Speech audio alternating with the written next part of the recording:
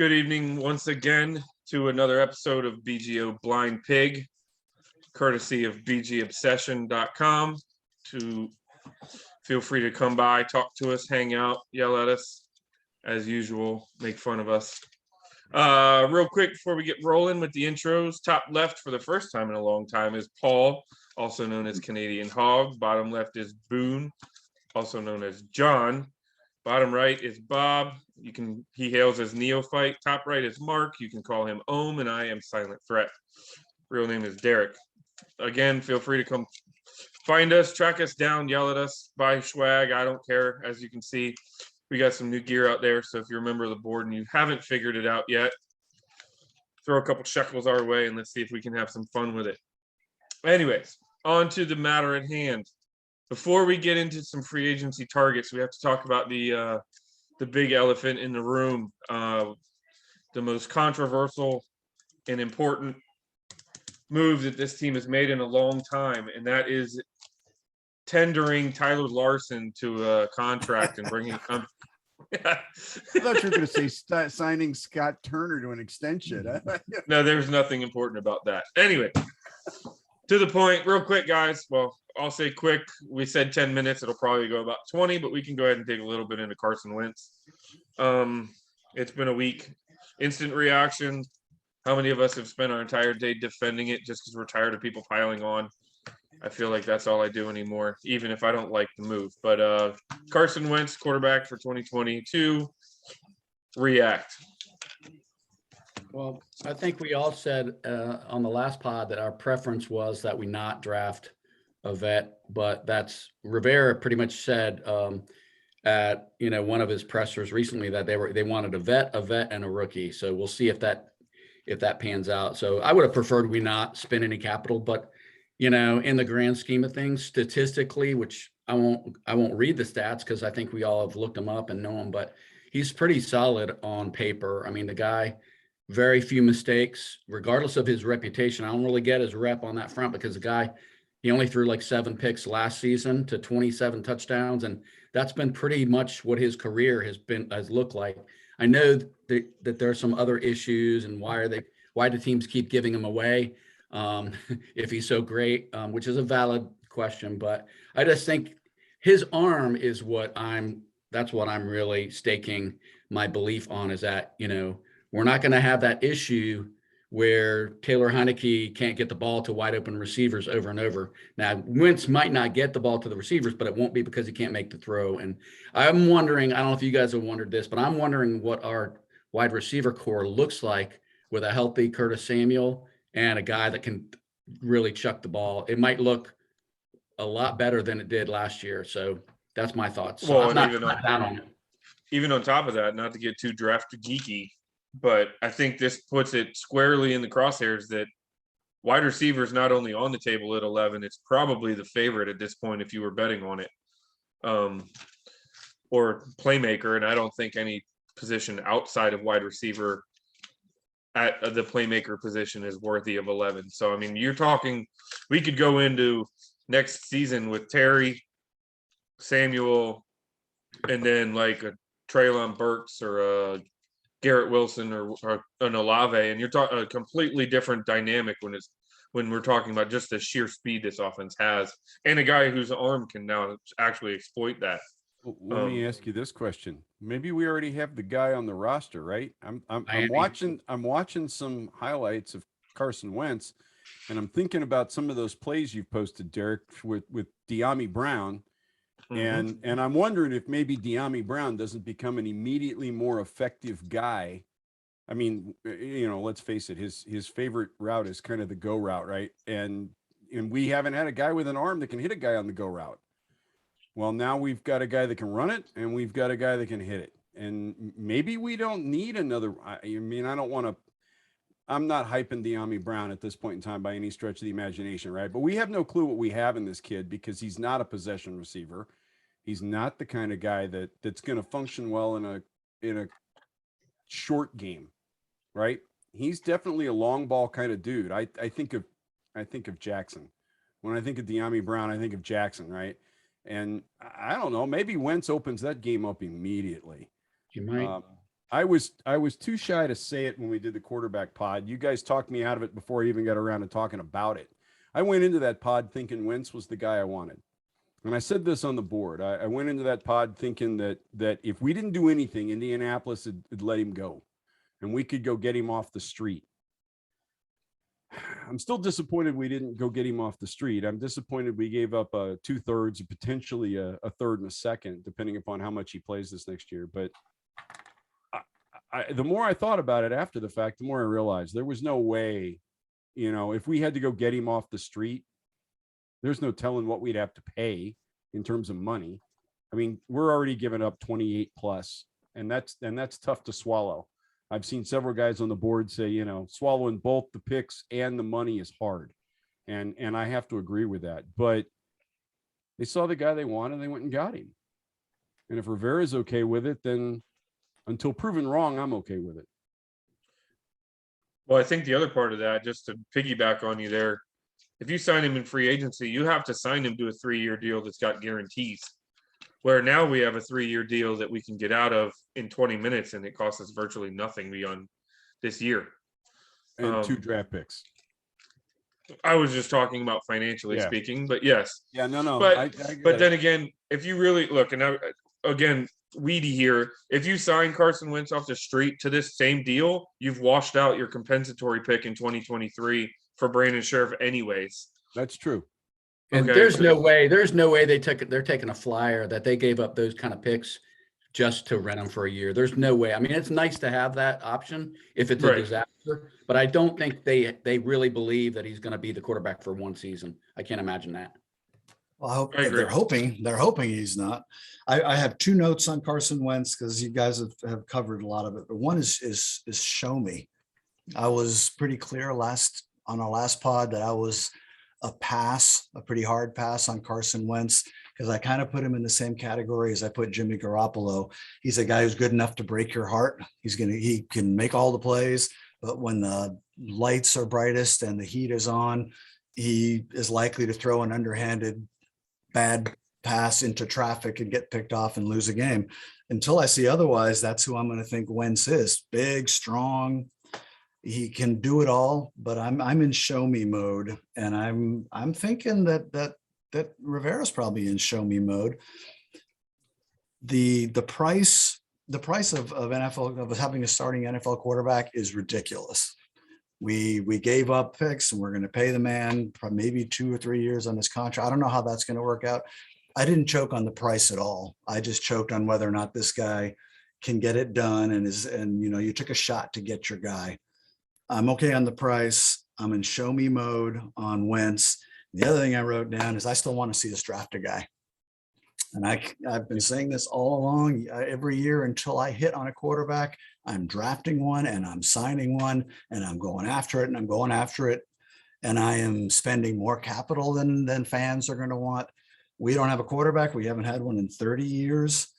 If Kenny Pickett is on the board at 11 and we don't take him, I'm going to sit back and drink heavily because I would love to see us take another quarterback high. If they like someone at 11, I don't think it's my guy, but I'm not an NFL analyst.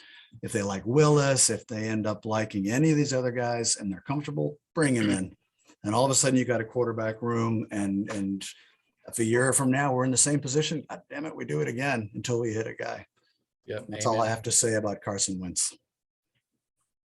The only other thing that I can add in regards to Carson Wentz, I'm going to be honest, I wasn't completely thrilled with the move, specifically from the financial standpoint. I think that's going to, hurt us a little bit in terms of being able to add a few pieces here and there. But at the end of the day, money can always be manipulated, I suppose.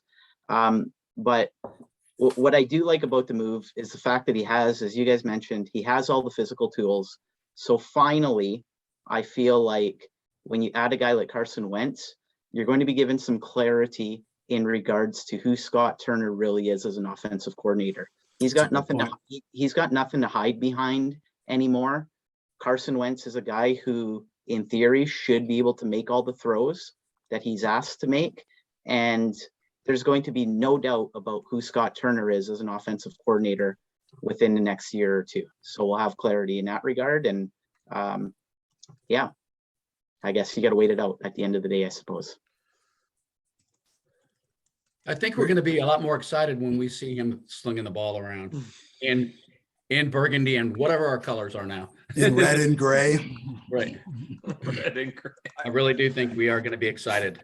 Honestly, I think some of us will be more excited when we just get the opportunity to hear what the coach and what the quarterback have to say about all this at the end of the week, right? I think part of the fan frenzy at the moment is the fact that we're still pre-free agency and the NFL doesn't want anybody talking about stuff like this. So we haven't heard from Carson except for a short tweet or whatever it was that he released. And we haven't heard anything from Rivera or Turner about this. Yeah. I think that'll go a long way towards helping the fan base, deal with whatever it is they're dealing with on an individual level, right? So some of us are excited, some of us are suffering from PTSD. It just yeah. There you go. We also inked Turner to an extension, so I will ask for a quick review, kind of reaction to that. But I think that what this does now, because now Turner's locked up through 24, Rivera's locked up through 24, and Wentz is under contract through 24. We can get out of Wentz, but I think now they've married themselves to Wentz. So unfortunately, Mark, as much as I would like to see a guy in the draft, I don't think it'll be at 11. Maybe in the second round, if Ritter or Strong falls. But if they swing and miss on Wentz, you start to wonder what conversations are going to be like. And they better be right. And I'm not saying Rivera's on the hot seat, but things are going to look a lot different in the summer of 2023 if we're coming off 2 more losing seasons and we have literally no direction at quarterback, and our offensive coordinator and our head coach are ending the final year of their contract. It's not going to be a good look. That was 2 different points though. One is Turner. My feeling on Turner is I'm looking forward to finally seeing what he can do with a legitimate NFL quarterback. I mean, Carson Wentz may not be great, but he's a legitimate NFL quarterback. He's the best quarterback we've had in a long time. He's the most physically gifted we've had since I can remember. All of a sudden, play action is going to mean something again with this offense, right? Because they're going to have to defend the field. And so with Turner, I'm fine. I've not judged him as harshly as a lot of people have, because I don't think he's had the tools to work with, and he's done the best he can. Now the light's going to be on him a little bit, and I want to see what he can do. I'm going to double down on drafting a guy. I'm not going to take a flyer on a quarterback at 11 if it's not somebody I'm in love with. But I'm telling you, if they have a guy that's in love, that they are in love with, and they don't take him, I think that's a huge mistake. Yeah, on Turner, I feel like he takes a lot of heat, maybe unnecessarily, just frustration from fans. But the way I look at the guy is he took us to the playoffs with a one-legged quarterback and a guy that was on his couch the week before the playoffs. And then last year, the schedule last year was ridiculous. I mean, it was absolutely brutal. Maybe the toughest schedule we've had in 10 years. And we had record injuries. We had a couple weeks where we had so many guys with COVID that we couldn't field a team, or barely could field a team. So there was a lot of just challenges that he had to navigate. So it's easy to say when you don't look at all those mitigating factors that he's no good or whatever. I think he's got a lot of talent. And I think what they did by, extending him is they're saying this is our guy and we believe in Turner. And they're doing it as they bring in Carson Wentz. So there's not going to be any confusion about, like, if there's an issue, who's odd man out. It's not going to be Scott Turner. And so I wonder if there's not a little bit of messaging going on there that our OC is here for the long haul. I guess I'll be the semi-negative voice in the room. I'm not sold. I'm sold on Scott Turner as a play designer. I am not sold on Scott Turner as a play caller. There have been just way too many times that he's pulled way too many weird things out of his hip pocket in kind of no-brainer situations. He gets cutesy. I don't need cutesy, man. I need hand the ball off and get 3 lousy yards. That's what I need sometimes. And I got 2 words for you. I'm probably going to steal Derek's thunder. Empty backfield. I want to see some of this brilliant play design turn into brilliant play calling on the field. That's what I want to see. And I'm not saying he's bad. I'm just saying I'm not seeing radical improvement. I'm not seeing him learn from his mistakes, I guess is the biggest thing that bugs me. You know, he turns around and calls the same thing 2 weeks in a row that didn't work last week. Well, if it didn't work last week and the team's got it on film, why the fuck did you run it this week? I don't get it, but you know, that's just me. So I don't think this is a bad move. I don't think it's necessarily a great move either. It is a message. You're right. That's absolutely true. And the message there is the coaching staff is important. And if this quarterback isn't it, it's not Turner's fault. And I think one other thing to keep in mind, and I keep trying to pound this into my own head because I am as critical of Scott Turner as anybody. Obviously, if anybody's spent 5 minutes listening to these podcasts, I usually find a way to blame Scott Turner for things. It just kind of comes naturally. But I do want to continue to remind myself he can develop because he is still very young, especially as a play caller. But there are a lot of things, and it's not just, to your point, calling the same play 2 weeks in a row. I've seen time and time again something working, and we just inexplicably abandon it. You know what I mean? And then you don't see it the rest of the game. So I think Turner needs to develop there. It's definitely not going to be because he doesn't have a quarterback that's got the arm that can make the throws this year. You referenced that thread that I was with De'Ami Brown. It's up on the board. There were times when De'Ami Brown was running free, and you start to wonder: is that because De'Ami Brown is that good of a route runner, or because the safety knew he didn't have to go more than 30 yards downfield because he could recover because the ball wasn't going to get there fast enough? So that's when these kind of questions I think can be answered with Wentz. Wentz will get the ball there. He's got the ability, and I've seen it multiple times, to take a little crow hop and the ball goes about 65 yards on not on a rope, but with some trajectory there that nobody can recover from.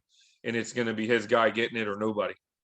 So it'll be interesting. And Turner, no more excuses for him. Obviously, he doesn't listen to this, but there's no more excuses, buddy. It's time to put up or shut up. You've got the weapons. You've got the arm.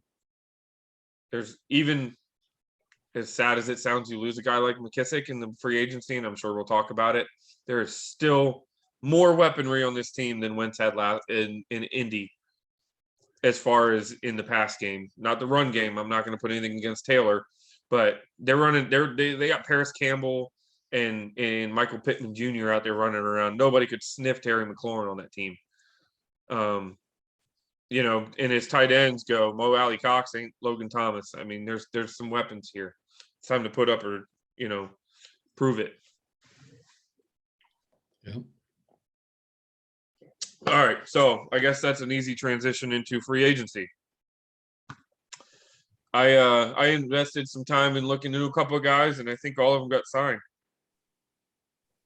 And none of them are Tyler Lawson or Joey Sly or Brian Johnson. So I will submit the floor to you guys and let you guys throw out some names and we can react. And Paul's chomping at the bit. He said he had a list and he's been. Yes. And thankfully I prepared a list because with several guys on it, because a few of my guys today got stolen or poached by other teams. But I guess I was given responsibility of looking at free agent interior linemen. So that's where I want to put a little bit of the focus. Can I pause you, Paul? I hope I don't break your heart. Austin Corbett just signed with the Panthers. Oh, that's totally fine. That's completely perfect. Because I was going to say this. A lot of the upper echelon guys that are out on the market, whether we're talking about a guy like Austin Corbett, whether we're talking about a James Daniels, a Connor Williams, Laken Tomlinson, Roger Saffold, that group of guys, the fact is those guys are going to be priced way out of our market. Earlier today, Alex Kappa, I have it written down, he signed a 4-year deal for $40 million with the Bengals, and Laken Tomlinson signed with the Jets for 3 years for $41 million. The fact is, if we want to hit a home run at guard, we already had an all-pro guard in Brandon Sheriff. And if we wanted to pay somebody big money, to me, it would have made sense just to invest in him. And clearly we weren't going to invest in Brandon Sheriff. So I don't see what the point is of investing in that next level or echelon of players who you're still going to be forking out a huge sum of money to, but you're not going to get Brandon Sheriff level production for. So I honestly think that we're going to be looking at value targets at the interior line and at the guard position. And there's a couple of reasons for that. First and foremost, Wes Schweitzer. I don't know what the team is thinking, but it wouldn't surprise me if they've already plugged that guy in as the starter for right guard. He played 401 snaps last year. He, in fact, graded out higher than Brandon Sheriff for his grade for the entire year. 78 points. What's that? I said, what did he cost us money-wise compared to Sheriff? But Sheriff was what, 16 million last year? 18. Yeah.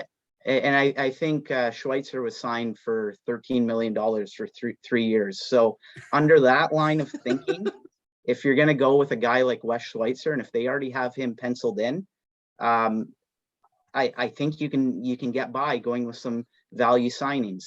The other thing that I want to remind everybody about, I would not close the book on a guy like Sadiq Charles. He was able to start 4 games, and I know it was out of necessity last year, but the guy was a former 4th-round pick.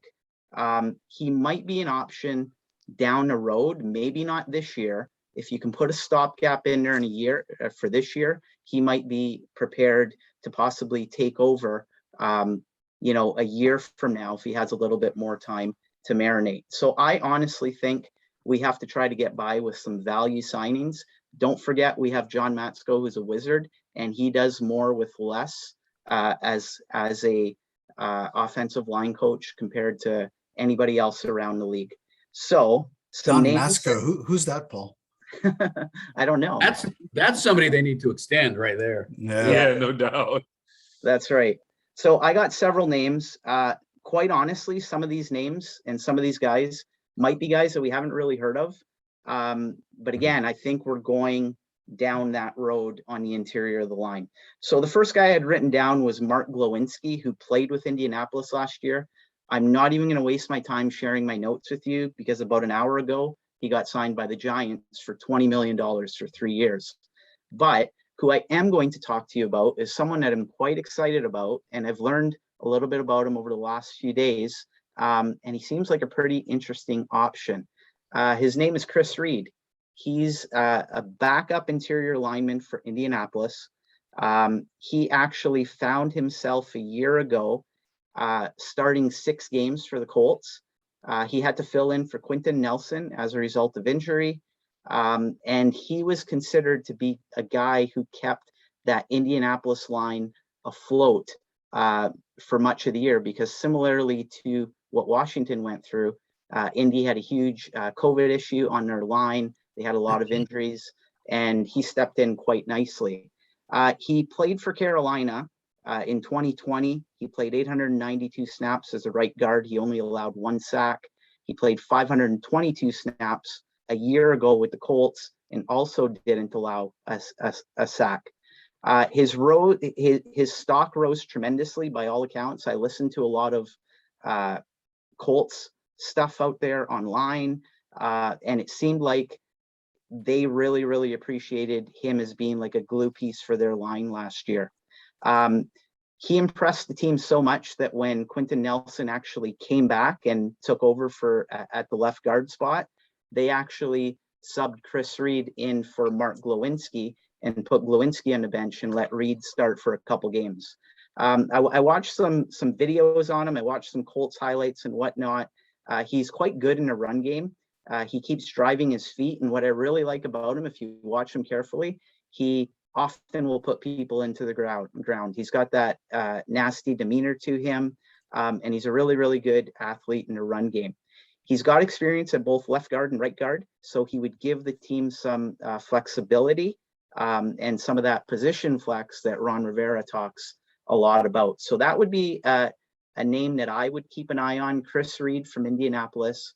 There was some debate if the Colts were going to re-sign him or Mark Glowinski for this coming season. And with Glowinski now signing with the Giants, I wouldn't be surprised if Indy tries to keep Chris Reed around. The other guy that I have written down, and this is a guy who has obviously a connection with Ron Rivera, is Trey Turner. So Trey Turner played last year with Pittsburgh. He was drafted in 2014, obviously by Carolina. He rebounded quite nicely a year ago. So in 2020, he signed with the Chargers. He only played 9 games. He was riddled with injury. He just had a downright horrible season. A year ago, he bounced back nicely with Pittsburgh. He played all 17 games for the Steelers at right guard, playing 1,082 snaps. He had some difficulties in the pass game, gave up 7 sacks for the season. But here's something to consider with Trey Turner. So obviously he has that connection with Rivera. He has that little bit of experience. He's got some leadership to him. It might not sound like much, but with Trey Turner, he was credited as having the third, he had the third largest PFF score in terms of improvement in the entire league.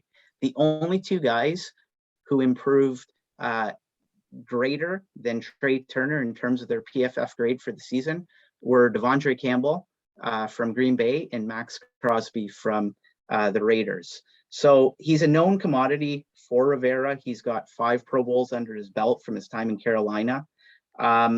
He's obviously not the player that he used to be, but if they want someone who can come in from a familiarity standpoint and an experience standpoint, he might be a guy that they kick the tires on as well. I got 2 other names that I want to share for possible interior line replacements or depth pieces. One is Lucas Patrick from Green Bay. He was cheap. He's played the last 2 years with Green Bay on a $2.9 million contract. He's another one of those guys who has a lot of flexibility on the interior of the line. He played left guard, he played center. He split his time between those 2 positions this past season with Green Bay. The year prior, he started 15 games at right guard for Green Bay. So in total, he started 28 games over the last season, over the last 2 years with the Packers. He's considered to be a pretty disciplined player and a technically sound player. He's only given up 8 penalties in his career on 2,492 career snaps. And again, I mentioned that he's a pretty versatile piece. His coaches and his teammates have applauded him for his demeanor, his leadership, and his team first mentality. There was one particular play that I was watching in regards to Lucas Patrick.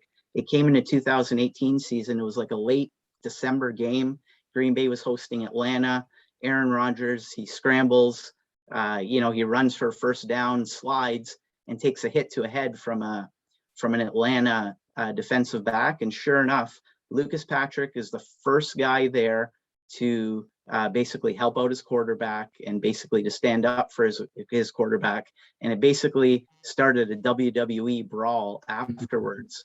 But you need that kind of, you need that kind of response from your players. You want to see that in your offensive linemen. You want to see guys who aren't going to take crap and who are going to stand up for their quarterback. And we saw a little bit of that from Eric Flowers this year.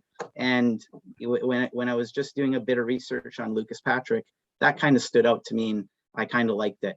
Now, the only name that I'm going to throw out there in terms of somebody who they might be considering that would come in and be a plug and play starter at right guard would be Andrew Norwell. So all the names that I previously shared with you guys would probably be guys to me that would maybe add depth behind Wes Schweitzer if Schweitzer started. If you bring in a guy like Andrew Norwell from Jacksonville, he would probably be starting over Schweitzer, and Schweitzer would be that jack of all trades guy that you have roaming throughout the line and filling in when needed. As you guys know, Norwell basically reset the market for guards. He signed a huge deal several years ago with Jacksonville for $66 million. He hasn't been the all-pro guard in Jacksonville that he was in Carolina, but he's certainly been productive for the Jaguars, and I feel like he's going to be a guy who earns a pretty big deal, with this next contract. Obviously not as big as his first, but he's going to get paid, so that might put him out of the market for us. Since 2018, he has a 79.8 pass blocking grade, and he ranks top 10 in the NFL in that regard amongst left guards. And that's the one question that I have in regards to Norwell. He's always played left guard. He's primarily been used as a left guard.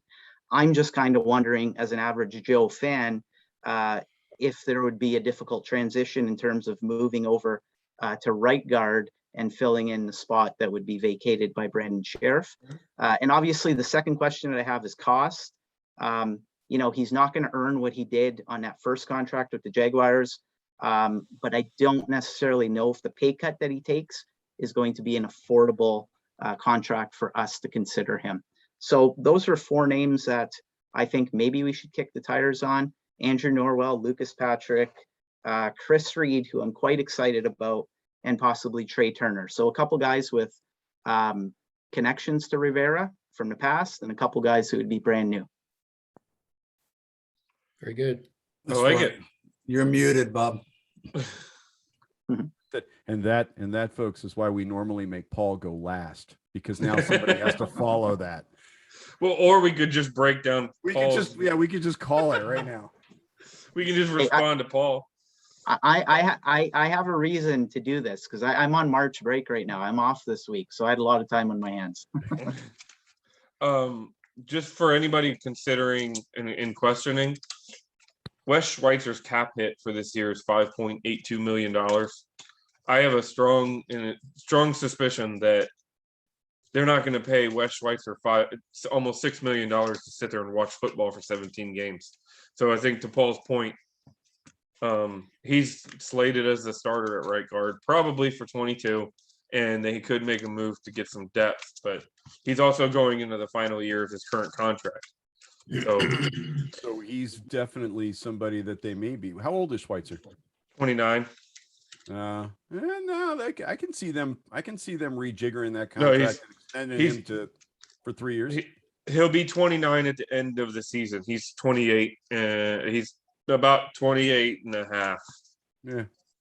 So, I think I think Paul's 100% correct. I think Wes Schweitzer's the guy for now. I think they could even look at him because he's set to hit $6 million. You're talking about a team that's looking for maybe some cap space.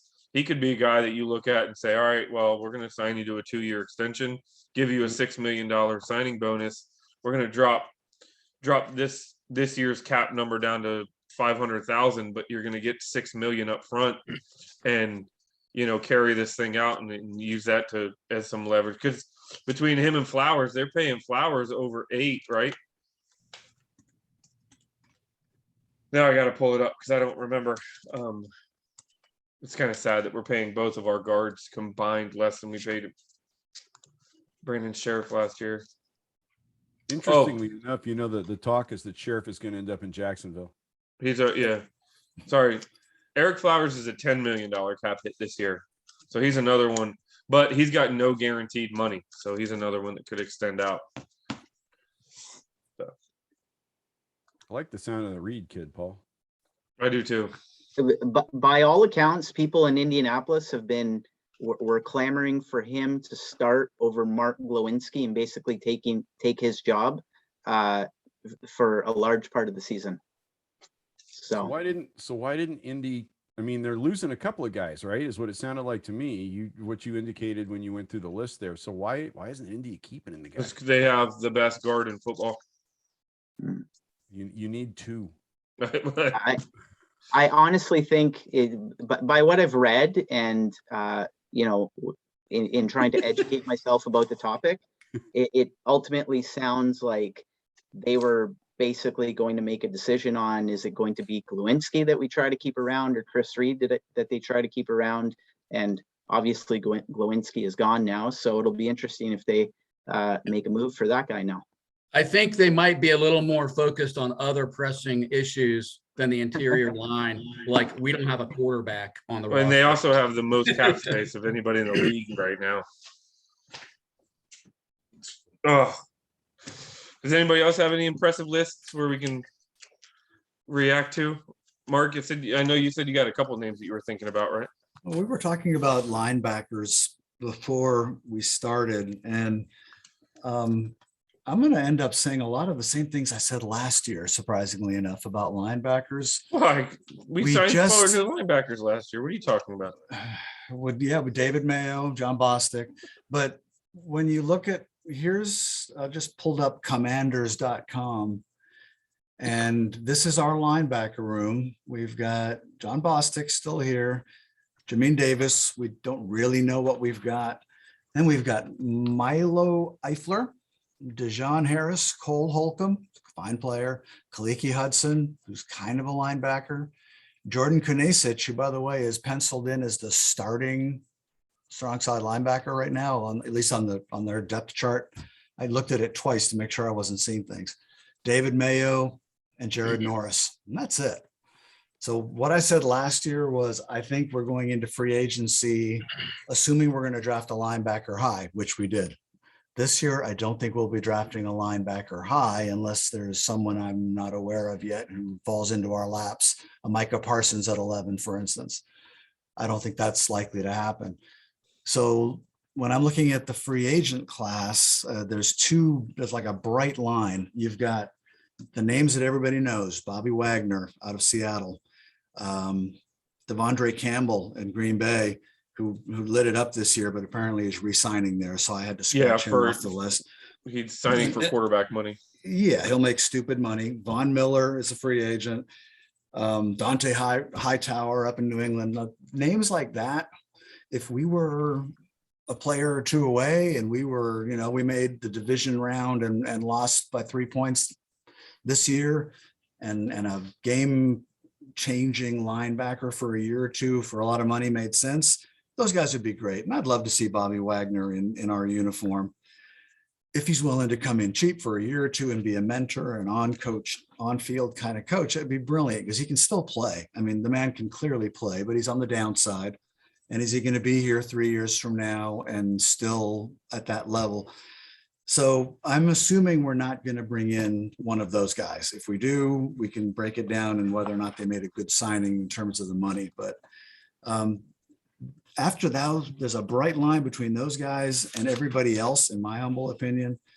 So a couple of the guys that I've got a list. It's not as thorough and impressive as brother Paul's, mind you, but there's a kid up from the Chargers, Kazir White, Kyzir. I've never seen that in a name before. He's semi undersized. He's 6'2" and about 216, but he's 26. And he's just one of these sideline to sideline players. And up in San Diego, they sort of considered him more like a leader on that defense this last year. And when you go and look at his YouTubes, I mean, the kid's everywhere and his hair is on fire, and he looks like somebody that they ought to re-sign, frankly. So I was thinking he's probably not going to be available. Then the Chargers go and get Khalil Mack. So maybe there's a chance that guy could be available and that you wouldn't have to break the bank. That'd be the one guy I think I'd be really excited to see, because I think physically, I think he'd be brilliant behind our defensive line. Now, in no particular order, Anthony Hitchens is an 8-year veteran who Bob probably remembers from his time in Dallas. He was there from 14 to 17. He's been in Kansas City the last 4 years. He's got 8 years of experience. But when you put on his tape, even from last year, the man is coming downhill. He just loves to fly in from off screen left and blow somebody up behind the line of scrimmage. It looks like one of these just sort of downhill, hair on fire players again. He has never had less. He'd only had 80 tackles this last season, but he's had as many as 135 with KC. And as much as anything, the man doesn't miss games. He's never played less than 12.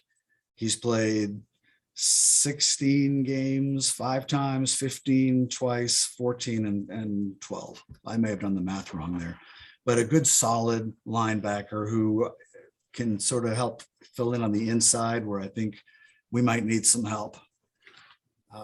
Anthony Walker from up in Cleveland is undersized. He's 6'1", but he's about 235. He's I read it somewhere, they call him a thumper. He's a first and second down thumper. He That's code for I can't cover anybody, by the way. well, he's not going to be, hopefully not going to be dropping into He a lot shouldn't of be coverage. covering anybody. Right. He's a run defender. I like one of the lines that I read in his reviews is all Walker has done is contribute when in the lineup, both for the Colts and then most recently the Browns. He appeared in 80% of the Browns snaps last year. So, I mean, he's on the field as a guy that you can count on. I can't say I'm excited about him, but I think he'd be, if they signed him, I wouldn't be upset. He's the kind of guy you don't look at him and you're like, woohoo, all pro. You look at him and say, all right, now I don't have to worry about it anymore. Yeah, and I think if we had more than one Cole Holcomb out there, like it's kind of like Cole Holcomb. He's not going to adapt to you with his athleticism, but if you had more than one of him out there, you'd be like, oh, this linebacking core is solid. We just don't have a lot. I mean, that's the problem. And that guy sounds like he'd be a good fit. Well, I know there's a reason that I love hanging out with you guys, because my whole point of this exercise going through is I'd like to see us sign a couple of these less glamorous guys, and maybe even draft someone a little bit later too. We just got to fill up that linebacker room with people who can run. Alexander Johnson out in Denver, he's 30 already, so I tried to keep it from mostly on guys under 30, but he's coming back from a torn pec muscle, but is considered, when he's healthy, one of the best sideline to sideline guys out there. So this is another guy that's a little bit under the radar. He 6'2", 245. I like large people who can run, playing linebacker for me. There's a guy up in Minnesota who's a beast. He's 6'5", 260, Anthony Barr. He's 29. I went and read some of what Minnesota fans seem to think about him. They seem to think he's a guy who takes plays off, so they're kind of down on him.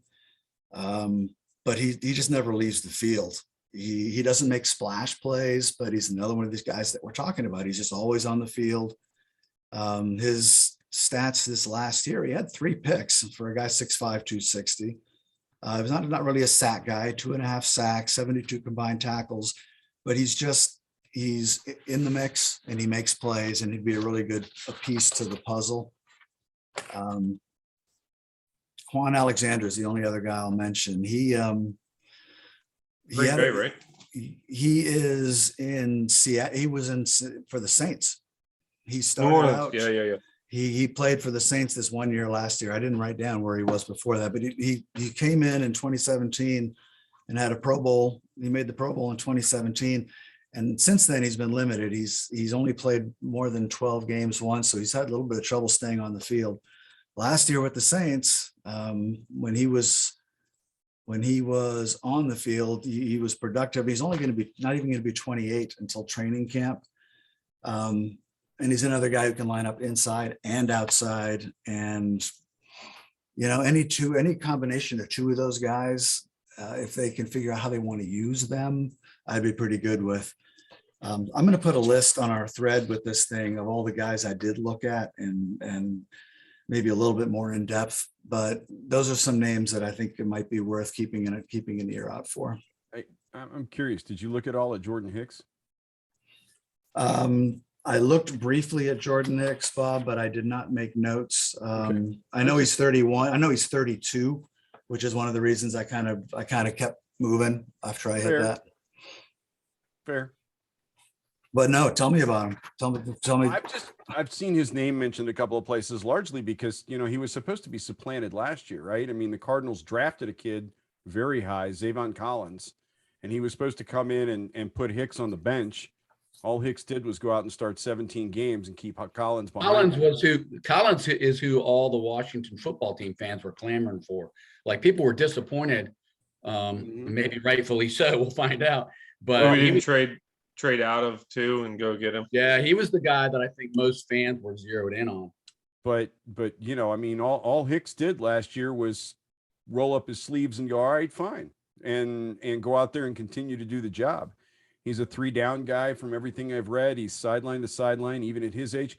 More importantly, he's durable. He doesn't miss games ever. All of those are good It things. just seemed like that veteran leadership that you could bring in and rent for a couple of years, and you know, maybe help square Davis's head a little bit. I don't know, settle him down. And Well, a guy like that could be the good bridge between the high name guys that we talked about at the beginning, who I don't think we can afford, but could provide that veteran leadership and all that. yeah, If you can get a Hicks for a year or two at reasonable cost, I got zero problem with that. What I like about a lot of the names that you mentioned, Mark, is number one, are likely going to be affordable guys. But I think as fans of Washington, we have to start to come to grips with the idea of just accepting guys who come in that can make a contribution, that are not necessarily flashy guys. When you think of some of our under the radar signings over the last couple of years, McKissick, Logan Thomas, Schweitzer, Charles Leno, DeAndre Carter, we brought most of these guys in and people were like, who are these guys? And now you're Roulier is another guy like that. That's right. And we're sitting here today and we're saying, no way can we envision a situation where we are without these guys. So I think we have to embrace that idea of just bringing in bodies and finding guys who can contribute.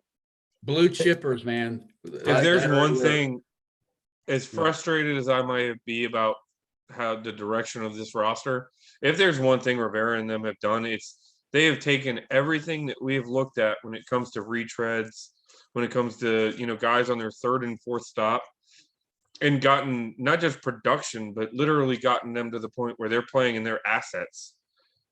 So Maybe they can do that with their quarterback position this year. I was Mark. You just they did it last year. To John's point, players that aren't going to quit on them, and that's one thing. No, all the adversity we faced in the last 2 years, and this team has never quit. Which is really, it would be a hellaciously difficult team to root for if they had laid down and just, you know, weren't there. What the effort wasn't there. But you could see even in the worst of times, the last 2 seasons, those guys were still flying to the ball and, I mean, hitting hard and doing everything they could. So I think they like those kind of players, and especially with 2 former linebackers as head coach and defensive coordinator, I would hope we could find some of those guys you're talking about, Mark, that maybe aren't marquee players, but that can really contribute. Well, I was surprised when they didn't do it last year, John, to be honest with you. We ended up with David Mayo was the only free agent side. Well, I guess I was just about to bring him up though. To that point, we got him back. When he was playing, he started 4 games. The defense looked different. You know what I mean? When they took that square peg out of the round hole and Jamin Davis, and they moved him outside, and they put a true inside linebacker in there, the defense looked different. And I'm not saying sign David Mayo to, you know, premier or whatever. I do think I agree. I'd love us to add Anthony Walker.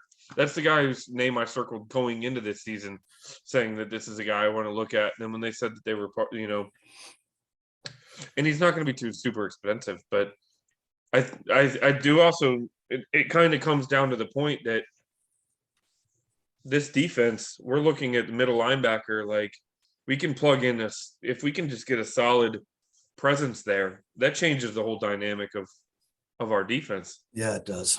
Yeah. We might have to do it by platoon, Right. fresh guys who can come after it that aren't going to use up too much of your cap. But at this point, I'm sort of a little bit incredulous at how we've handled the linebacker position with Ron Rivera as a head coach and Jack Del Rio as our DC. They talked about making it a focus, but it just hasn't happened. I keep waiting. We'll see. Oh, and what did we start the season with last year? 4 guys that were officially on the roster at linebacker. I mean, I think we had fewer linebackers than any team in the league to start the season. I was just kind of blown away by that. That's usually a position where you carry 6 to 8 guys, depending You upon stack whether you depth. play a 4-3 or a 3-4, right? They're your Yeah, and they're they're special your team special stalwarts, teamers. right? Yeah, exactly. Yeah. And we had 4 guys, and I was like, how do you get through a season with 4 linebackers? So we You haven't convert your not to- safety into a hybrid. There you go. Not to get into a big discussion about it, because I don't think it warrants that because he's gone. But I do think it's worth mentioning that they let Landon Collins loose. Mhm. So I mean that's I don't think any of us can say that's not a loss at some level, because if he played the role they decided they wanted him to play, he was pretty effective at it. But that is Extremely a loss. effective. That's a loss that we're going to have to. It's not like it's status quo on the linebackers. I mean, that's a loss. It's going to be interesting to see who takes a flyer on him and as a safety. I mean, he's got a lot of film on him as safety over the last few years. I sincerely hope it's an NFC East team that they play him at safety. Yeah. Yeah, I think he's screwing this up. I think he should have renegotiated a 1-year. Let me show you what I can do as in this hybrid position. And then, anyway, spilt milk. So I looked at wide receivers, guys, and I won't spend a ton of time on it. I wanted to mention first that we have 2 free agent wide receivers, and I think we've kind of forgotten this. Adam Humphries is a UFA, and so is Cam Sims. And I hope they re-sign Humphries, especially because I feel like Humphries is a guy that he made so many clutch catches last year. He didn't have dazzling numbers if you just look at the stats. But when we needed a big time reception, he was almost always the guy that got it for us on third down, to keep a drive going. I really like him. And I think now that we have a quarterback that can really fire the ball out of the pocket with, make quicker decisions, nothing against Taylor, but I think he could really feast with someone like Wentz. So I hope we do go after him, and I don't think he'll be expensive. Cam Sims, I'm not going to spend much time talking about because I still haven't made up my mind about Cam Sims. When he plays well, I love him. And when he doesn't, I'm kind of like, Cam, how many years are we going to go? He has improved. I will say that his hands have improved over the last couple of years, but I just have a feeling that Sims will, his YouTube plays that he makes every once in a while, some team is going to pay him big money for that, and it won't be us. That's just my gut feeling, but we'll see what happens there. But I did not look at anyone over the age of 26. So that tells you where my mindset is. I think we have enough talent that we don't need to bring in any old wide receivers. And I did not filter mine by what you guys have said a couple of times, which is we don't have any money. And we know that Rivera, Mayhew, and those guys don't seem to be that fixated on free agency. So I don't expect big splashes, but I'm going to just talk as if it was possible. I had my number 1 guy was Smith-Schuster, who I know there was a lot of rumors last year that we might go after Juju, and of course that didn't happen. Yeah, he's going to be expensive. So if we signed a guy like that, it would be our only free agent signing probably. So John, he'll never leave. He's got Trubisky now. Yeah. Well, he's coming off a shoulder injury, and it was a serious shoulder injury. He had to have surgery on it. But the guy has great hands. He's like approaching 70% on receptions for his career. He just can do it all. And I can imagine trying to defend with him and Samuels and Terry McLaurin. I think that would be just a fearsome wide receiver group. I don't think it's going to happen, but he's only 25. You'd think he'd been around for 10 years because he's done No doubt. good. The second guy on my list, I thought was a realistic possibility, was Christian Kirk, and he got signed by the Jags. One For of stupid money. 10 or 20. Yeah. The rumor was that he was going to ask for $15 million a season. Well, he got 21. 68 million for 4 years with incentives up to 84 million. That's what I read. So, Yeah. I mean, we're not going to do that kind of a crazy deal. Terry McLaurin is in his living room going, woo, right now.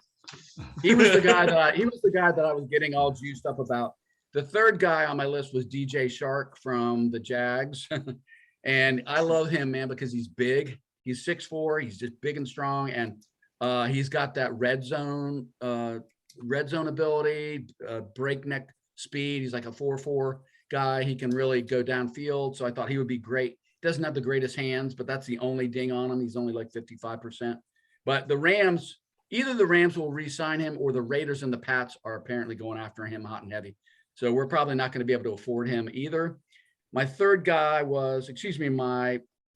who probably is more realistic, is Russell Gage, who probably no one's heard of, but he's a Falcons wide receiver. He's only 26 years old. He's kind of like what you guys were talking about, that blue chip player Paul was talking about. He's not flashy, but he has a 67% reception rate. He's got great hands. He's that possession receiver. Now, maybe Curtis Samuel will be that possession receiver when he's healthy. I don't know, but he's that guy that can go over the middle and get you and make the catch, even though he gets pummeled on the tail end of it. His 2021 stats, he had 66 receptions for 770 yards and 4 touchdowns. So he's a second tier guy, but that's the kind of guy I feel like we'd go after, is that second tier guy. So I would love to see us look at him. A lot of people are talking about Braxton Berrios. I don't really know why he's getting so much attention. He is young, and he is kind of one of those Scott Turner wet dream guys. You know, he can catch the ball, he can take the reverse, he can run. He's athletic, but he really is. I mean, last 2 seasons he's had 37 and 46 receptions, respectively. So it's not like he's some, you know. Well, he's also had me and Bob throwing him the football. Right. Well, that's true. Bob's got a better arm than he gets credit for. I'm not saying he's not good. He's on my list. I'm just not as enamored of him. So anyway, I know the one person, and then I'll wrap up. The one person you're probably wondering I haven't mentioned is Allen Robinson. 4 years ago, I was screaming bloody murder for Allen Robinson, but Allen Robinson is, first of all, he's going to want way too much money. He got $18 million last year. So he's as expensive as anyone on this list. So, and he's 28, which doesn't sound bad, but he's going into his 9th season, and he's had injuries, kind of a, chronic injury issue anyway. So I'm just not sure at 28 that I want to pay $25 million a year for Allen Robinson. I mean, don't get me wrong. I would love to have him just for the same reasons that I want Juju, but I just don't think it's going to happen. And I will say this in closing. I think Rivera and Turner think we're set at receiver.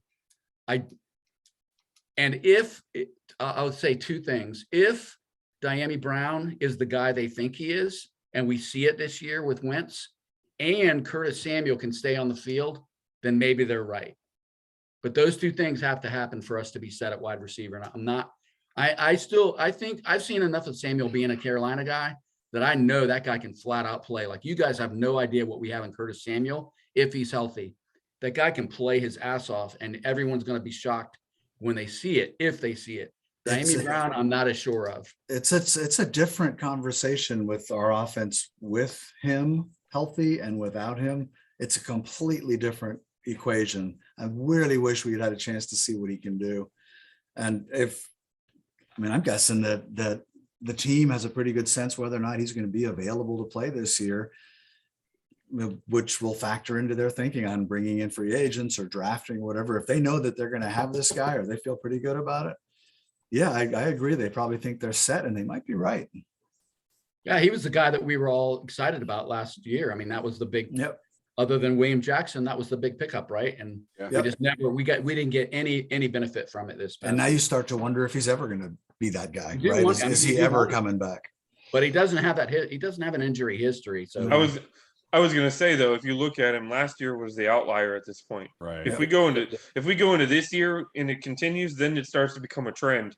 But right now, last year was the outlier at this point. So, and you wonder if they kind of were. There was the game he played, I believe, was against Dallas. Was it Dallas that he had a couple catches, or was it Atlanta? Yeah, it was one of those. But I think I felt I was kind of like cringing the whole game. Yeah, I know. You felt like they rushed him back, not. And you start to wonder if it was just too soon. So, Allen Robinson, I was beating the drum for him last offseason. He got franchise tagged because I thought he was in wide receiver purgatory in Chicago. But with the deals that we're seeing now, I don't even know if I would want to pay him that. You know what I mean? Like you brought up you brought up the Christian Kirk deal. Christian Kirk has he even? What are his stats like? He hasn't even had a 1,000-yard season, has he? In 2021, he had 77 catches for just under 1,000 yards. Yeah. But he's seeing a potential AAV of 21 million. Now, I Yeah. mean, obviously he's never going to actually get there, but even at the roots of it, 4 years and 68, you're still talking. Just the rough math on that is. I would have been on the phone with McLaurin's agent the minute that deal got signed and said, because it's going to get worse. Match it.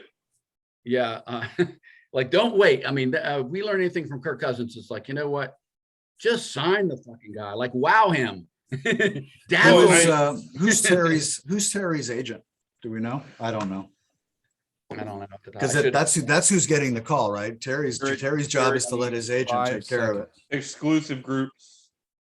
But he's not going to get cheaper. I mean, nope. No, we have to re-sign him. We cannot. And I'm telling you, if they think the fan base was rough on the Sean Taylor celebration and the name change, let Terry McLaurin walk and see. The fan base will implode, man. I'm telling you right now. yeah. Well, you wonder if Terry's camp was like, we're not doing anything until we see what the market's going to dictate. Probably. You know, because they're not stupid. They know what's going on. We're seeing money like you have. Oh my God, the tight end for the Seahawks, Dillard. Is it Dillard? Is that his name? He got $8 million. The guy's never had more than 25 catches.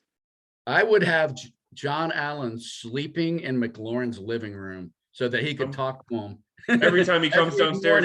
Hey, you want some eggs? Here's a contract. Yeah.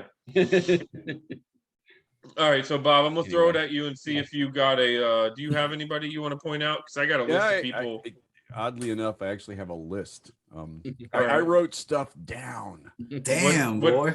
What position group are we going with? Yeah, so some brilliant guy threw wide receiver or through not wide receivers, but running backs at me. That was where I was gonna go. And I think the idea there is that, you know, we got a little thin at the end of the season, and I've heard on this pod several guys, you know, opine that we need a second hammer to follow Gibson, and spell Gibson. So I took a look at this from two different points of view. Right, the first is we have to re-sign McKissick, but if we don't re-sign McKissick, because I'm seeing discussion out there that McKissick, with the season he's had the last two seasons in Washington, that he may have propelled himself from that $3 million a year range to a $5 or $6 million a year range. And I don't know that we pay that for a number two back at this point in time, but maybe. So a couple of names that I think will be very familiar to everybody that I don't think are real possible, but you know, if we were to lose McKissick, I think are plug and play guys that function very much the same, who we might be able to afford, and they may actually be out there. And that's Chase Edmonds from Arizona. He just signed today, not to break your heart. Oh, did he? Oh my gosh, I was looking at everything at 4:00. That must have been. He set the market at 2 years, 12+ million. See, and everything I read indicated that he was either going to get big money or he was going to sit, that there was no in between for the kid. And I thought, well, you know, maybe he'll sit. The other name is Daryl Williams out of Kansas City. Who may very well be available. Again, the question there is, you know, KC wants to keep him, and they tried really hard, but they couldn't reach an agreement before we reached that, you know, that point. And that begs the question, how much money is Williams asking for? If a team that's a perennial Super Bowl contender can't keep their guy, he must be looking for, you know, a good bit of money, right? So that begs the question, maybe he's outside our range. Here's a name that may surprise some people. Ended up with a fairly decent season out of Miami after falling off the radar for a couple of years, and that's Duke Johnson. Again, very similar in size to McKissick, very similar in terms of talent. He's got the hands to be that outlet. He also has the wherewithal to run between the tackles. How old is he, Bob? How old is he? Oh, I do not 26 here. Yeah, he's not that old. I do. He's 20. He'll turn 27 before the end of March. We're gonna lose McKissick. It's not an if. I just saying he's gonna get a big time offer, and I think it's a foregone conclusion, is what I'm hearing. So they have to they have to find a running back either in the draft, and there's some good ones in the draft, but they got to find somebody somewhere because Patterson is a good kid, but I mean, I don't think he's the number 2 back.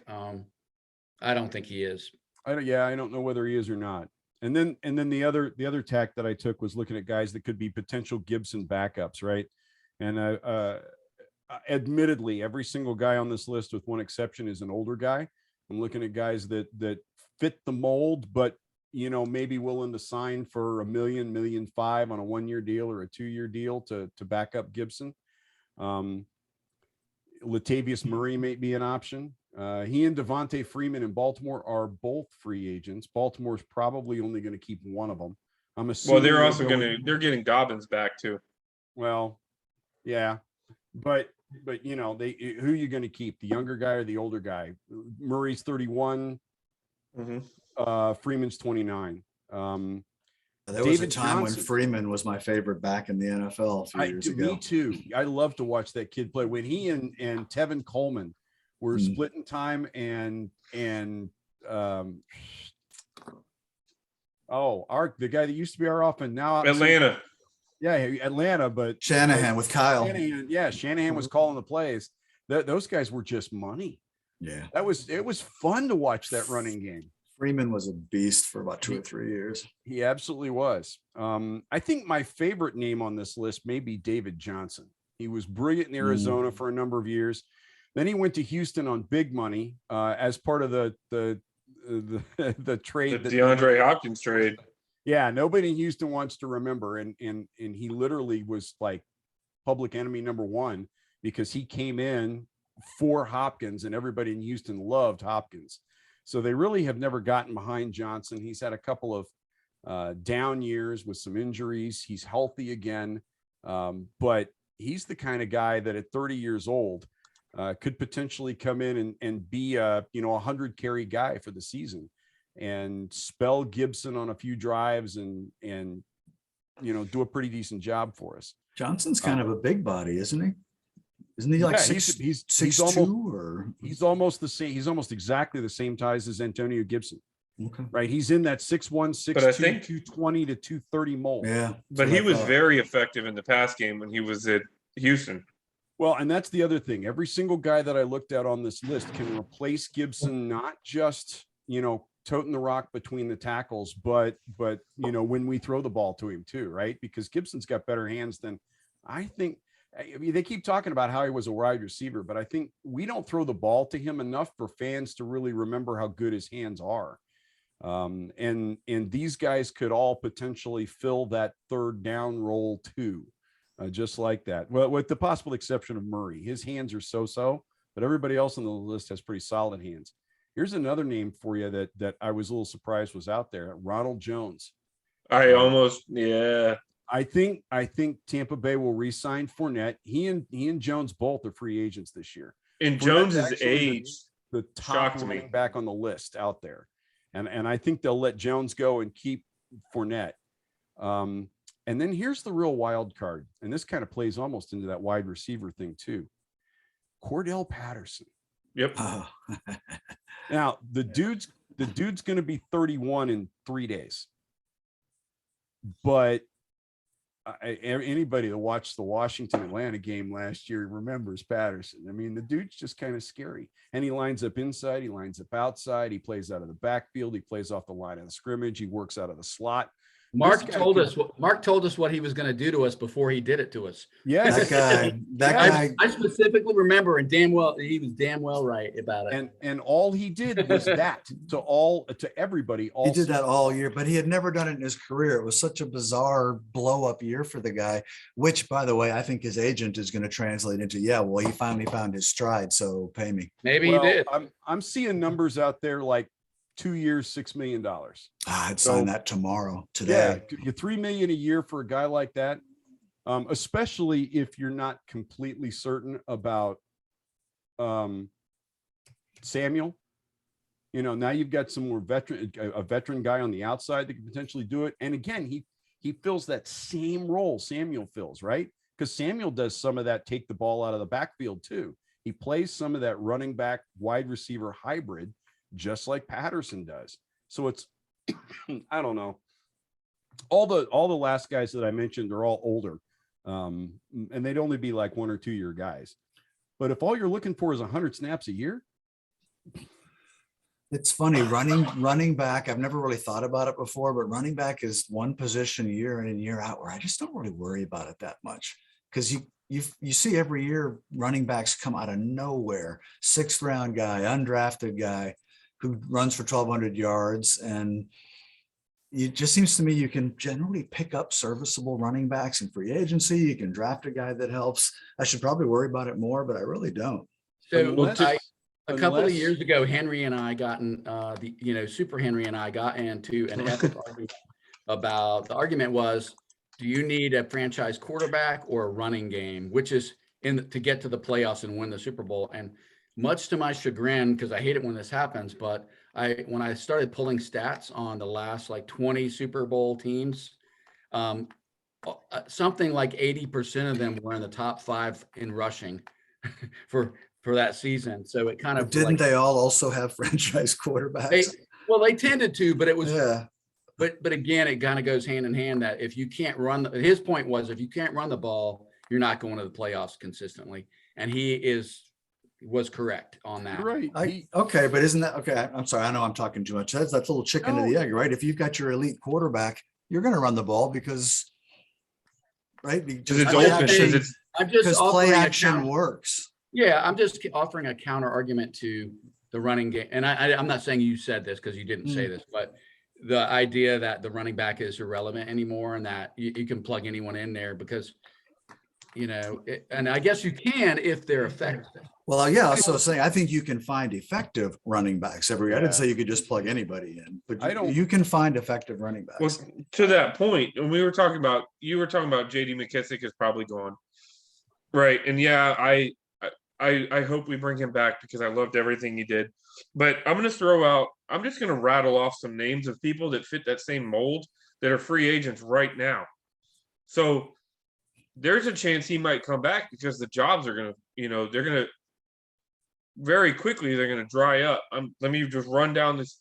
So Chase Edmonds is signed, Tart Cohen, David Johnson, Jalen Richard, Philip Lindsay, Cordero Patterson, Raheem Mostert, James White, Sony Michel, Jeff Wilson, Ronald Jones II, J.D. McKissick, Darrell Williams, Giovanni Bernard is an interesting name to think about because that guy has some serious talent. Ty Montgomery, Latavius Murray, Devontae Freeman, Matt Breida, Jerick McKinnon, Corey Clement, Wayne Gallman, who burned us when he was in the Giants. The same thing in the past game. Royce Freeman, and Trenton Cannon are just the names that I'm going through that I'm looking at and saying these are pass catchers out of the backfield. No, Raheem Mostert was available. Yeah. That guy's a beast. Yeah. He was hurt the last 2 seasons, but if we're asking him to play that J.D. McKissick role where he's only touching the ball 125 times a year. If he's right, we want him. Yeah, same thing with Matt Breida. I think we have some consensus behind the idea that we need a banger, man. I don't care whether it's a McKissick clone, that more dynamic kind of a guy, or if it's a banger. But we definitely need another. Well, I'm talking about replacing McKissick because I think you need that. I don't think Gibson can be that guy. I don't think he can be a 3-down back that you just run into a wall 400 times a season and expect him to get 1,500 yards. No. I think you need. Now, I want to float this idea because it's something that I've been thinking about a little bit, but I ran across multiple times in the last 2 days while I was researching these guys. Do we need McKissick as bad with a quarterback that's got an arm like Wentz, who's going to find the guys downfield, where for the last 2 years, we've really been relying on Alex Smith, who didn't have it anymore and spent a lot of time checking down when his first read wasn't there, or Taylor Heineke, who doesn't have the arm to go downfield to begin with. So sometimes the running back's even his first read. So Bob, here's another part of that equation. I'll ask you a question. How did J.D. McKissick get all of those looks in the first place as like the safety valve? It's because Logan Thomas went down.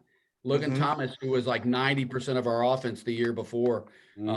Almost literally. That's almost not an exaggeration. When we lost that, we don't have a safety valve talented tight end to go to. Nothing taken away, nothing from Seals Jones and the guys that tried to do it, but that was a huge loss. And that's when McKissick really, he kind of flowered because he was the only guy that could do that. So maybe if we have a healthy Logan Thomas back, in addition to Wentz, maybe it's not as essential to have that role player. I don't know. I mean, I had that thought several times today. And I mean, I looked at some real interesting guys. The one that really intrigues me that I don't think there's any way in the world we got our hands on is Rashad Penny. 4 lousy years in Seattle. The last 5 games of this last year, he posted the single best 5-game quarterback rating on PFF of like the last 5 years. I mean, he was just lights out as a running back for the last 5 games of the year. But I think the last 5 games of the year played him right into the next big contract, right? But man, when I looked at tape, I was like, oh, I could, this would be fun. But no, there's a To lot your of point, guys. John, I think we need a thumper though. And you start to wonder if Patterson's on the block. You know what I mean? By the block, I mean the chopping block. Because if we add a receiving threat and a thumper, I don't think Patterson has a spot on this roster.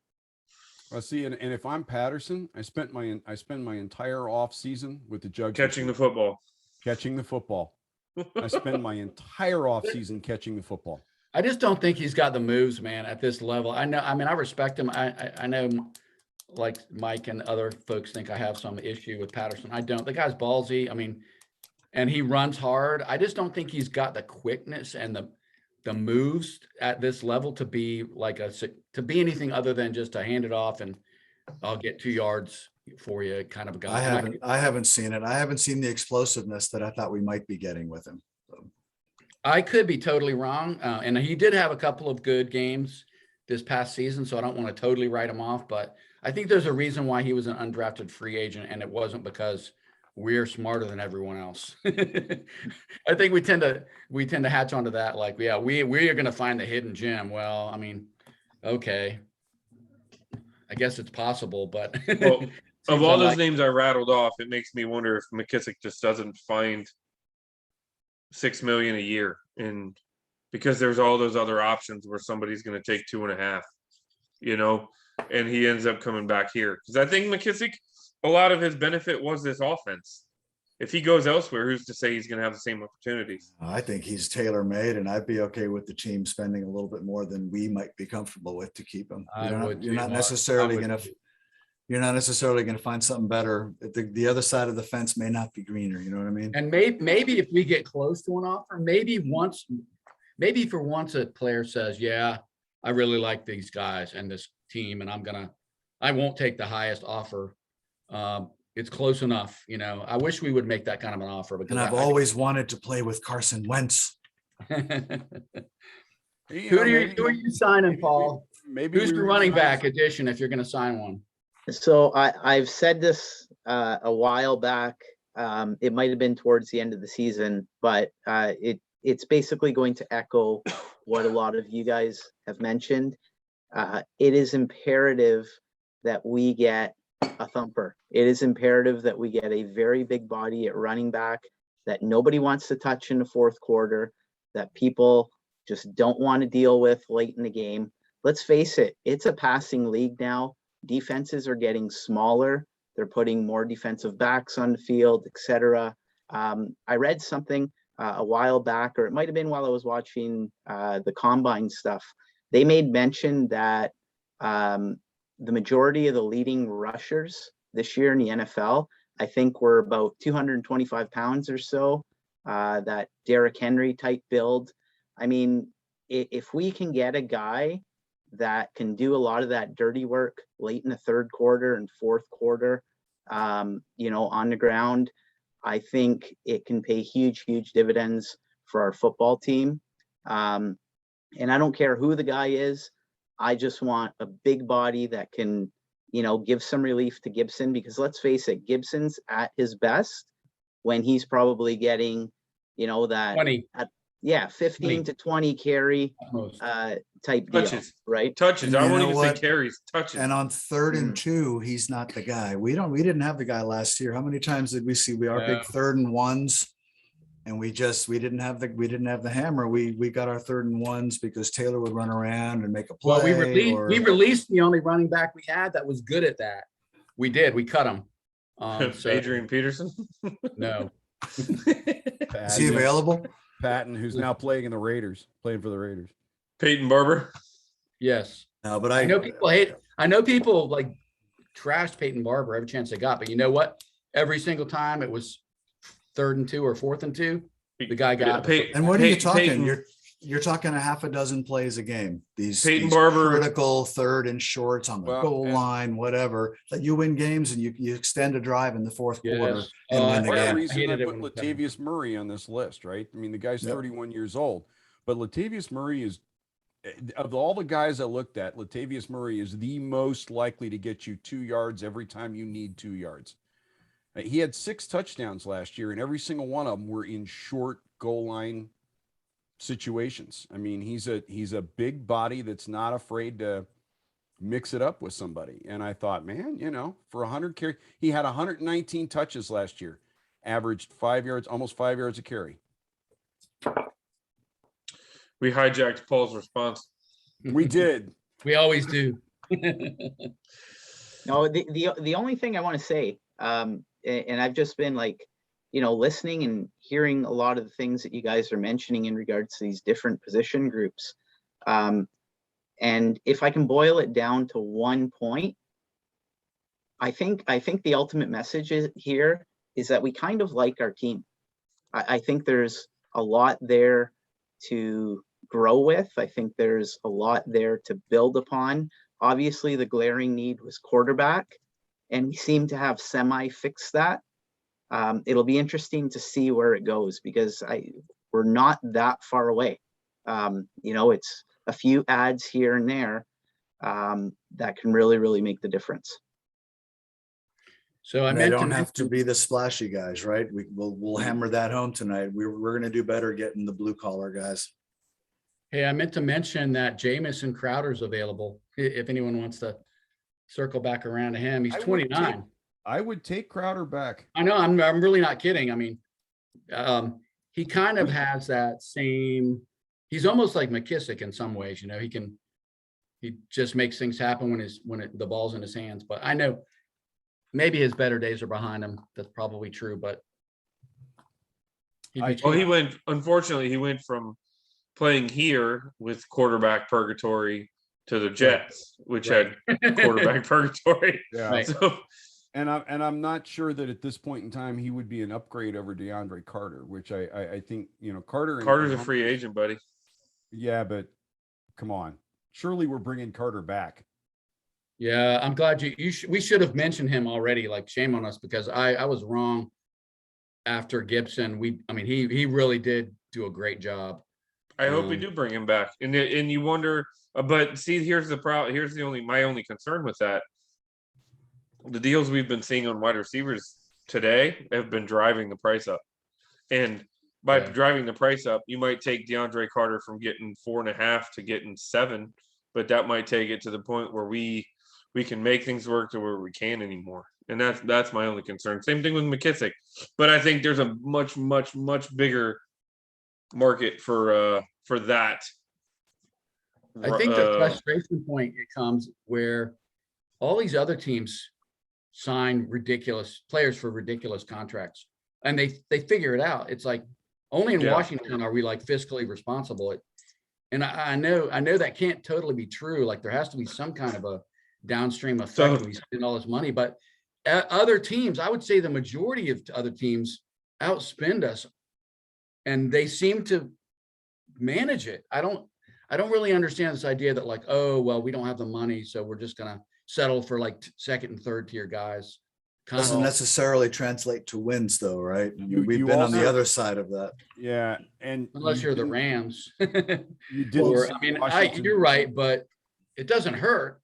I mean, you didn't see us trading our top wide receiver for a 5th and a 6th last week either, did you? Yeah, well, we also don't have CD Lamb in the wings. That guy's sick. The point is, the other guy with CD Lamb is Gallup, and Gallup hasn't played a whole season since he joined the league.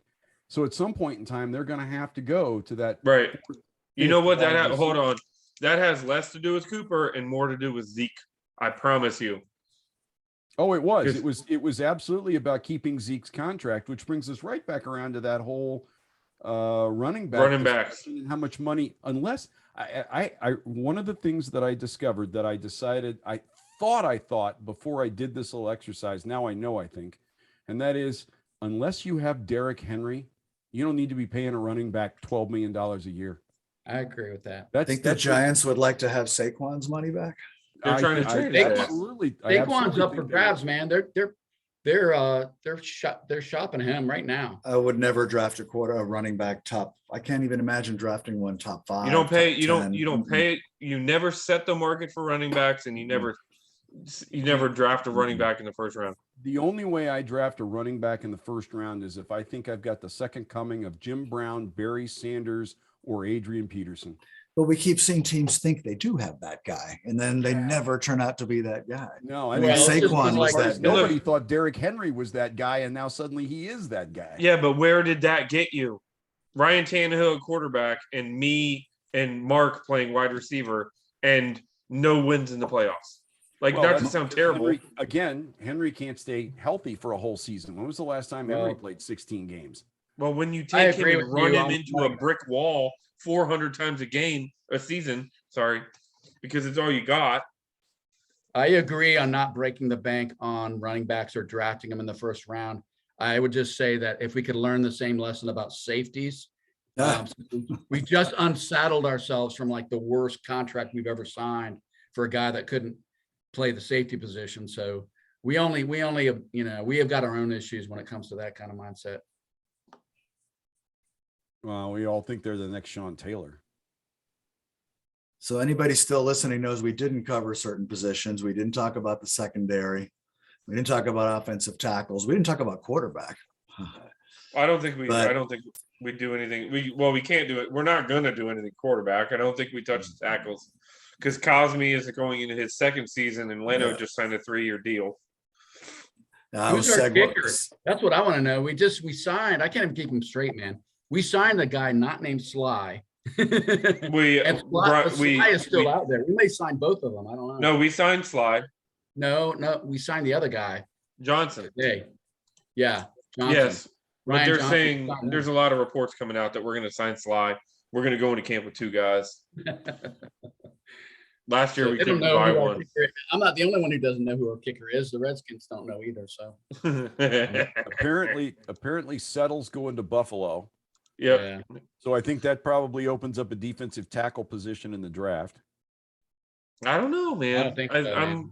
We're set. I think if anything, I think that opens up the opportunity that we actually we extend Payne at some point leading up to the beginning of the season.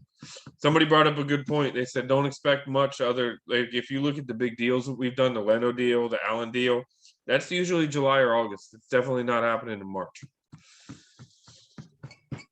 So I anyways, said on we've been- Twitter a couple days ago, anyone that's watching these guys that thinks we're going to make a big splash in free agency, man, you're just setting yourself up for heartache. Frustration. Because it's not their style. They pretty much said it's not their style. It wouldn't shock me if we didn't sign anyone in free agency. It really wouldn't shock me. But I think they will. But it'll be like 3 days from now. We're like, are they going to sign anyone? That's exactly how it was last year, and I think that's kind of the norm. They're not going to rush on anyone. And like you said, maybe that'll work in their favor. Maybe they'll bring McKissick back around and he doesn't get the offers that he's hoping to get, and we'll be able to re-sign him. I hope so. Or it might just be as simple as, hey, go test the market. Let us know what you're going to get. We'll have that conversation when it happens. Like Paul was saying, maybe this is an indication that they like the team too, right? We don't need to go out and sign a bunch of guys on day one because we don't need that many guys. We need the right guys in a few select spots. I like that. Well, I hope boys, it's right though. At the right price. I like the sound of it though. It's been an absolute pleasure. I think we'll probably figure out exactly when we're going to do our draft prep. We still got about a month and a half for that. So I'm excited about the draft. yeah, I think we see a lot more moves in the draft than we do in free agency. And I'm not just talking about picks. I'm talking about posturing, and that's where we're going to fill out this roster is in the draft, not in free agency. With what picks we have, there's not a ton of them. When you don't need a quarterback, 11 gets very valuable. It changes everything, right? Especially, All right, boys. especially when all the quarterbacks in this draft are slated to go in our zip code. Yeah. You know, I mean, Yeah, that's what really makes 11. If all three of those guys were like 1, 2, and 3 in the draft, 11 wouldn't be worth shit. But they always say that, Bob. We That's always true. say that. And by the time April gets here, it'll be like 3 of them will be in the top 10, you know. Well, somebody will rock it up to top 5. I think Pickett's long gone by 11, but if Willis he's is not, already, just Willis saying. is getting hypes way I know. beyond, I think, his ability. He's the X factor. I he's think the if he's X there at factor. 11, I think if he's there at 11, Pittsburgh from 20. And if you want to look at some of the trades, you could maybe get a 1 or multiple 2s and 3s for them to come up that 9 picks. Dude, that Pittsburgh's has to playing- be on the table. Pittsburgh's playing Trubisky for the next decade. They're good. Mhm. That just Even more seems like, so. I know that we're they getting got Trubisky. sidetracked, right? But that seems like a really weird fit to me. The Steel City, Mitch Trubisky seems more like a, South Beach. like a Tampa guy or a Miami guy or a San Diego guy to me. Uh, He might Pittsburgh, have I been just, a Tampa guy 2 days ago, but you know. Yeah. Why do you say that, Mark? I'm He- surprised you say that because to me, he's a good old North Carolina boy. To His me, he style looks of just like play- Ben. He's not his talented style- like I don't mean his personality. I don't know. I've never even heard the guy speak. I'm not sure he does speak. Just he seems like a Daniel Jones kind of quarterback, right? He's like, there's just something about him doesn't strike me as a Steel City beer drinking blue collar kind of quarterback, which is I think what they like up there in Pittsburgh. We'll see. Maybe I'm 100% spent- wrong, but anyway, he it spent seemed like a 40 weird miles fit to down the me. street in Chicago, or 4 years down the street in Chicago. Yeah, and they ran him out of town. well, they wanted Carson Wentz, so when he wasn't available, they had to go with who. You know, Wentz got to choose. Yeah, Wentz is a captain commander. Oh, all right, gentlemen. I'm going to knock this thing off, and we will be circling back around. Next time you hear from us, it'll either be a reaction or the draft. Thanks, guys. Thank you, fellas. Peace. Hail.